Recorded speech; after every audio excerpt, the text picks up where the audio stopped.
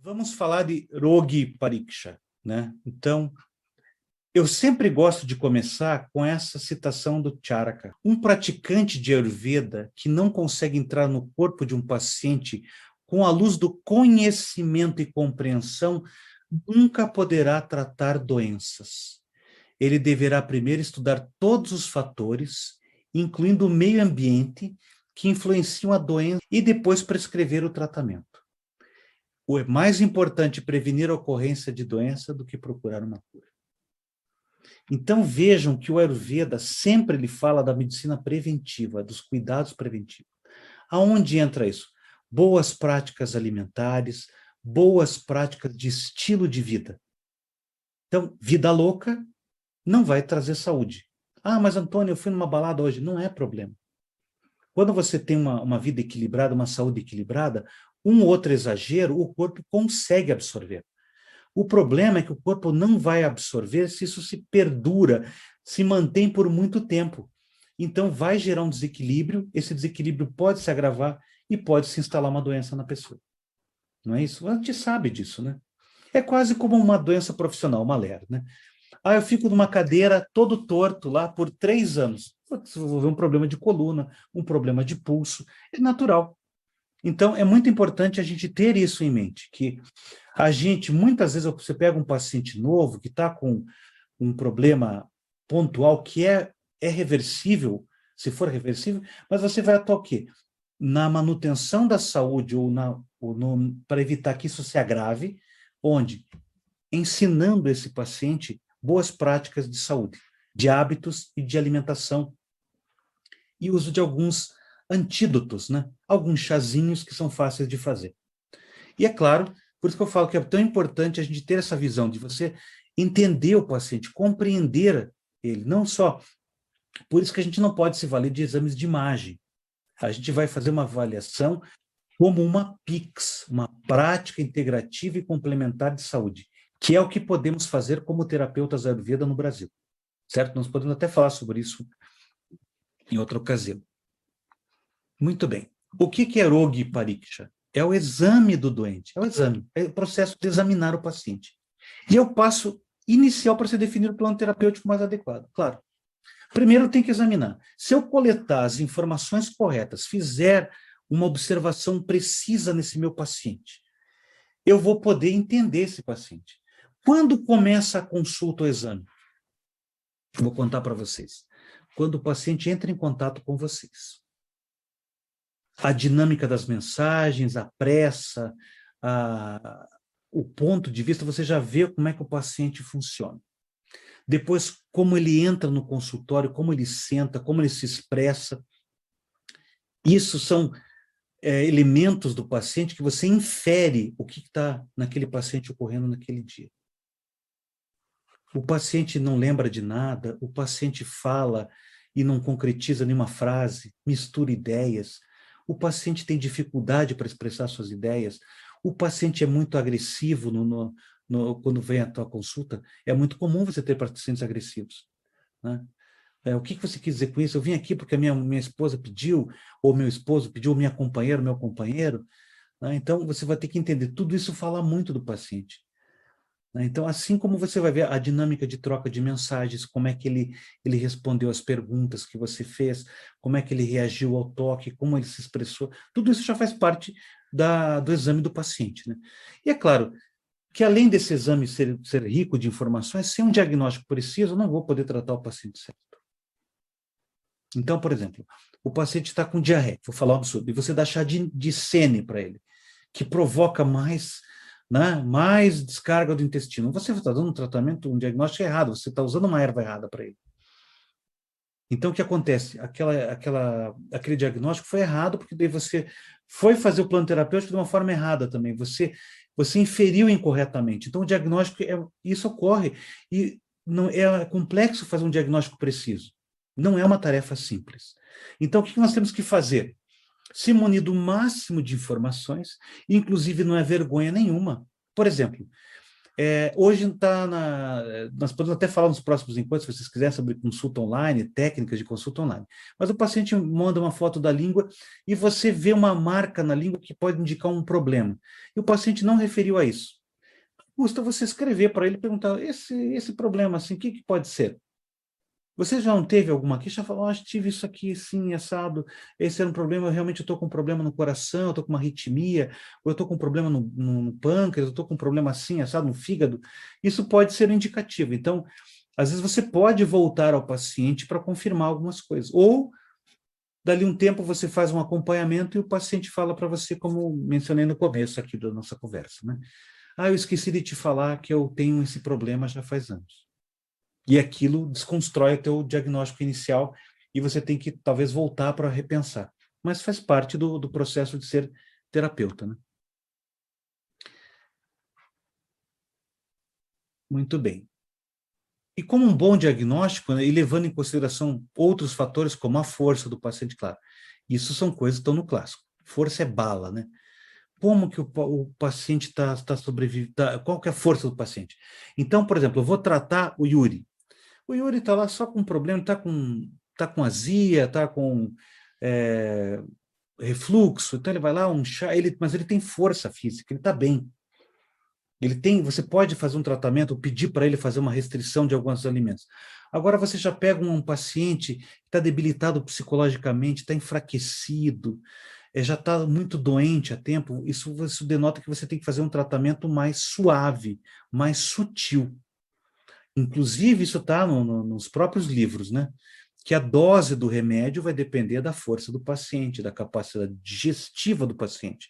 Então, eu tenho que propor um plano terapêutico conforme a capacidade desse paciente no momento da consulta. Ele pode até melhorar e depois eu propor uma abordagem diferente, mas é muito importante o momento que ele vem até a tua consulta. Local que ele vive a estação do ano, claro, o paciente está com um problema no inverno, é diferente do mesmo problema no verão. Por quê? No verão, nosso Agni já não é tão poderoso quanto no inverno, né? As pessoas, às vezes, tendem a fazer o errado, se exercitar demais no verão e fazer pouca atividade no inverno. Então, essas questões que a gente vê em Rito Charya, a gente tem que levar em consideração no diagnóstico, principalmente a idade do paciente, que faz da vida dele que ele está, né? E, claro, se a gente levar tudo isso, a gente vai poder ter mais possibilidade de sucesso com o tratamento, né? Se eu levar todos esses fatores em consideração. Claro. E uma vez que o terapeuta Ayurveda entenda a natureza do desequilíbrio, então esse equilíbrio vai ser restabelecido como? Com o tratamento mais adequado. E, normalmente, não tem tratamento rápido assim. Claro, você pode, conforme o grau, mas o que é? Normalmente, o reequilíbrio vai demandar algum tempo, né? Então, algumas sessões de terapia corporal, tomar um ciclo de chás ou de fitoterápicos por um tempo. Então, tudo isso a gente vai... o equilíbrio que a gente busca restabelecer vai depender, claro, de um bom tratamento que a gente propor. Muito bem. E a gente vai trabalhar com o exame triplo, que a gente chama de Trivida Pariksha. Tem o Ashta Vida Pariksha, que é 8, né? E assim por diante. Tem várias metodologias. Vamos usar esse. Qual que é primeiro? A gente vai usar o quê? O Prashana Pariksha, que é o questionamento. Vou começar aqui por baixo, quebrando um pouco da ordem. Que é muito útil para a gente saber, né, os fatores agravantes de alívio das doenças, por exemplo, principalmente como está a digestão do paciente. A gente sabe que uma boa capacidade digestiva é um bom indicativo de boa saúde. Normalmente, os pacientes nos procuram quando a capacidade digestiva deles não está boa. Tem ama, né, formação de ama, ou seja, tem alimento mal digerido, ele está com problemas de digestão, então está com hiperacidez, ou ele vai avaliar pelas fezes, né, a digestão está ruim, está com restos de alimentos nas fezes. Então, tudo isso a gente vai avaliar no estado de digestão. Como que a pessoa se sente depois que se alimenta, como se sente antes das refeições, tem fome, acorda com gosto ruim na boca, tem peso no estômago após o almoço, tem gases. Tudo isso a gente vai avaliar, e é tão importante, e são informações que às vezes você consegue, é muito importante. Então, boa parte da saúde da gente depende do nosso fogo digestivo, nosso estado de digestão, nosso Agni. Se tiver bom o nosso acne, provavelmente, nós vamos ter uma boa saúde, porque um bom acne é sinal que, trocando na linguagem ocidental, nosso sistema imunológico pode estar bem. Por isso que os medicamentos para COVID, etc., ayurvédicos, trabalham muito com a questão da digestão, porque a digestão ela serve tanto para digerir comida quanto emoções, nós temos a digestão das emoções, das doenças, das toxinas do corpo e tudo mais, né? Então, uma coisa que eu falei há pouco, as condições de eliminação das fezes, né? Que é o mala pariksha. Nós vamos, se vocês não lembrarem, a gente relembra, né, os tipos de fezes, formato, se boia, se afunda, se tem mau cheiro, né? Então, a cor das fezes, se tem sangue, se tem muco, né? Quantas vezes ele evacua por dia, ou não evacua por dia, quantas vezes por semana, né? Tem dificuldade, tem dor a evacuar, tudo isso, as fezes é muito importante. As fezes dizem muito. Claro, vamos ver também o que, né? Nós vamos ali para cima ver a língua, como é que está. Além de outras informações, como nome, idade, sexo, temperamento, né? Então, você investiga o paciente, como é que é o temperamento dele, se ele é uma pessoa pacienciosa, se ele é uma pessoa agressiva. Claro que características consideradas não agradáveis, como uma pessoa agressiva, uma pessoa intolerante, normalmente tem um pouco de dificuldade da pessoa. Você não pode chegar, você é agressivo? Você é intolerante? Você vai ter que ser sutil na forma de montar esse questionamento, né? Porque senão a pessoa bloqueia, você bloqueia a pessoa. Mas, claro, se você usar uma técnica boa de conversa, de avaliação, de questionamento, o paciente vai contar muita coisa boa para vocês, muita coisa importante, ele vai revelar muita coisa importante. As queixas principais dele, né? Então, eu tenho dor na junta, eu tenho dor no ouvido, eu tenho dor nos olhos, eu tenho inflamação, eu tenho indisposição, eu acordo mal pela manhã, Antônio, parece que eu não dormi à noite, né? Então, as pessoas se queixam muito disso. Histórico da doença atual e doenças passadas. No histórico, quando eu era criança, eu tinha muita constipação, né? Eu tive muita amidalite, eu tive muita rinite, né? Eu tinha muita espinha. Então, tudo isso vai dizer, opa, eu fiz cirurgia, eu não fiz cirurgia, porque daí nós vamos também entrar nas doenças que são de efeito kármico também, né? Nós temos isso, nós vamos entrar muito nessa questão, mas vamos tratar também dessas questões aí, né? E, claro, as doenças, o histórico de medicamentos é muito importante. Mas Antônio, mas o Ayurveda não sabe o que é Dorflex. Nós vamos ter que perguntar tudo que toma. E se você não é médico, você vai lá e consulta. Como eu faço? Eu tomo aqui Rivotril, Antônio. Todo dia eu tomo Rivotril. Vou lá entender o Rivotril. Agora eu vou colocar uma outra planta medicinal, talvez que dê uma leve sedada nesse paciente, pode ser que intensifique o efeito disso. Ou a pessoa toma um remédio para hipertensão arterial, pressão alta, e toma um chá de mulungu.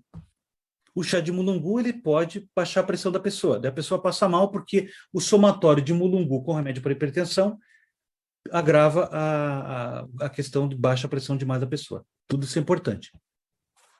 Claro, histórico pessoal é fundamental e da família, né? Às vezes é importante a gente entender isso. Muito bem. Que mais que é o Darshana Pariksha, a inspeção.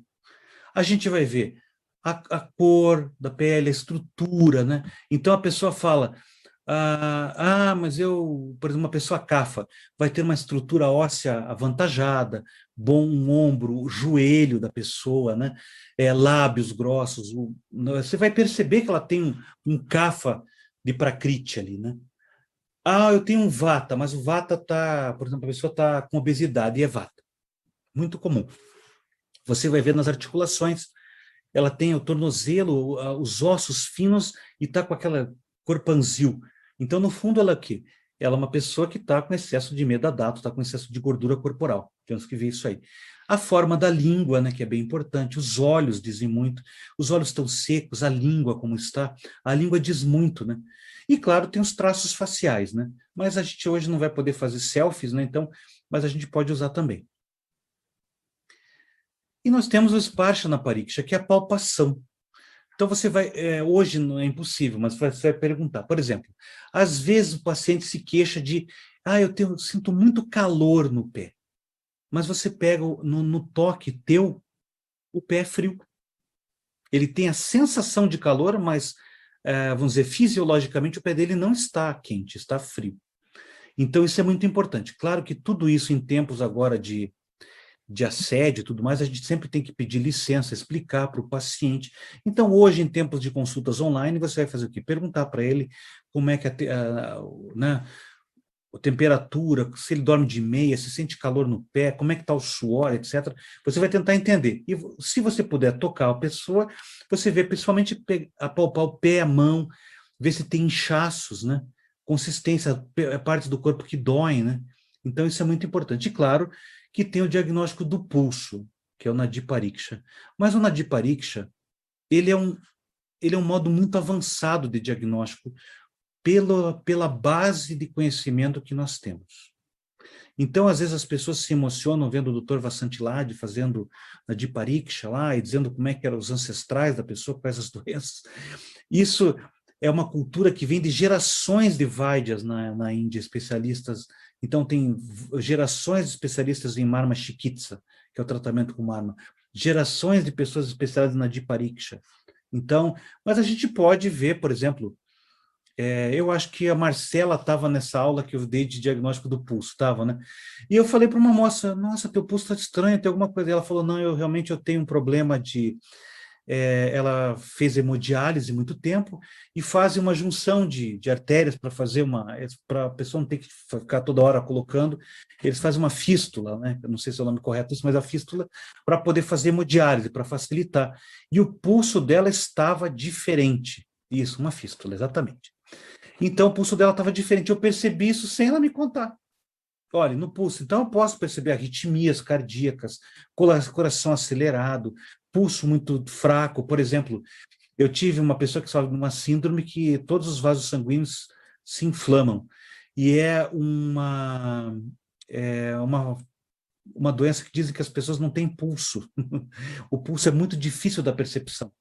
Então, você pode questionar a pessoa, mas será que não tem? Às vezes a pessoa, claro, ela contou, mas às vezes você pode descobrir algumas coisas, né, com o diagnóstico do pulso, mesmo um diagnóstico singelo que a gente faz.